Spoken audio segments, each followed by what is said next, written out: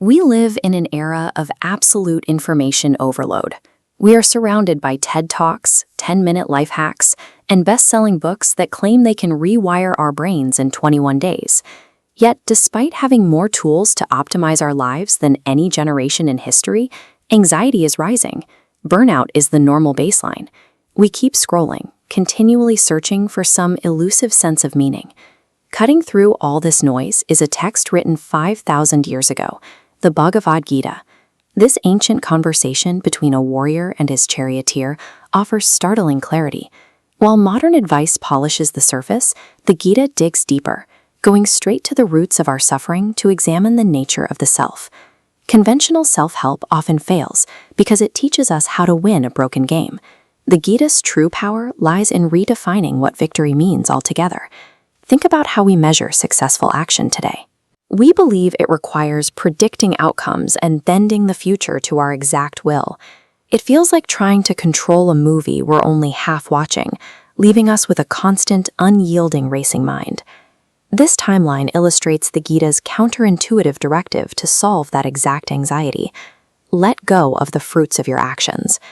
You shift your focus entirely away from the endpoint and relocate it strictly to the present action.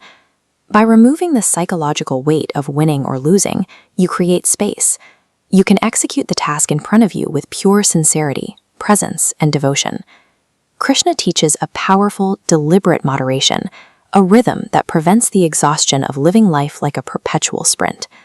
Shifting your focus from the results to mindful action doesn't just temporarily calm a racing mind, it frees it entirely from the burden of an unpredictable future.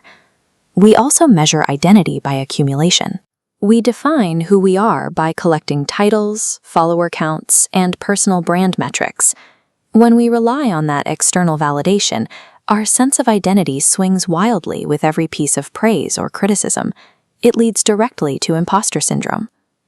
The Gita gently guides us back to a stabilizing core truth. You are not your job, your followers, or your thoughts. You are the eternal self, acting through a temporary form. Once your identity is stripped of those temporary labels, confidence stops being a performance you put on for a crowd. True self-worth stops being a metric that fluctuates and becomes a quiet, internal knowing. Then there is the exhausting expectation we place on our purpose. We operate under the assumption that we must discover some grand, world-changing destiny in order to be complete. Faced with the overwhelming pressure to choose right, we freeze. The fear of failure pushes us straight into analysis paralysis. This geometric model illustrates how the Gita solves this paralysis through the concept of dharma, your unique duty. Rather than tracing an erratic path to imitate someone else's narrative, the text advises acting strictly along the stable line of your own internal calling.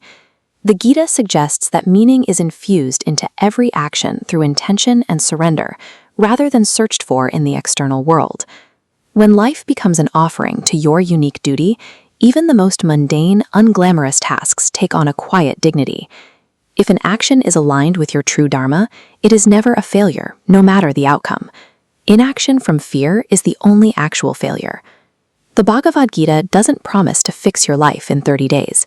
It doesn't offer an escape hatch, and it doesn't numb your pain. Modern life romanticizes constant hustle, but extremes exhaust us. The text speaks of equilibrium, showing that a deliberate rhythm sustains us. The text aims to sharpen your awareness until you no longer fear your own thoughts or your lack of control. So the next time you are tempted to scroll for another life hack, or pick up a book promising 10 steps to a better you, try something quieter. Stop playing the exhausting game of trying to win the world. Look inward, find your duty, and simply show up.